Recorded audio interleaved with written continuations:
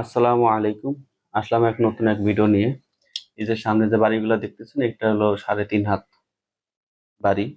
এখানে আপনি আমি সবাই একদিন একদিন যাব, আল্লাহ তালার ইশারা হলেই।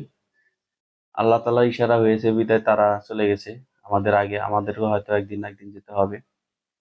যাই হোক, যে বিষয়ে আর কি ভিডিওটা করা, আসলে ভিডিওটা করতে চাইছিলাম না, কিছু বোঝানোর জন্য আর কি ভিডিওটা করলাম। আসলে এই যে গোরস্থানগুলো যে দেখতেছেন, এখানে কিন্তু ধনী গরিব সবাই আছে। কারো গোরস্থানে কিন্তু লেখা নেই এটা হলো বড় লোকের গোরস্থান, এটা গরিবের গোরস্থান।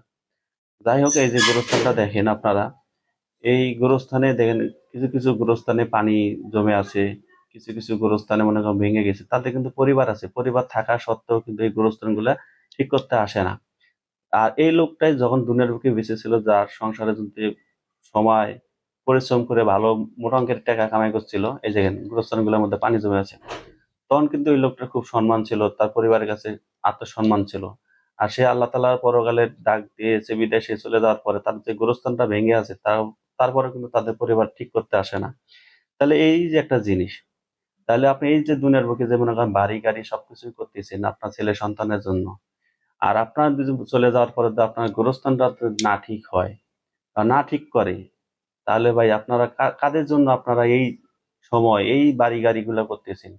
তাহলে আপনার যে পরকালে আপনাকে যেতে হবে, আল্লাহ তালার ডাক দিলে আপনাকে পরকালে যেতে হবে। তাহলে আল্লাহ তালা যে আপনাদের জন্য 5 ওয়াক্ত নামাজ ফরজ করে দিয়েছে, 5 ওয়াক্ত নামাজ আদায় করতে হবে, তাহলে কিছু পরকালে কিছু সামানা জোগাতে হবে। না হলে আল্লাহ তালার কাছে আপনারা কি করে বলতে পারি? বলে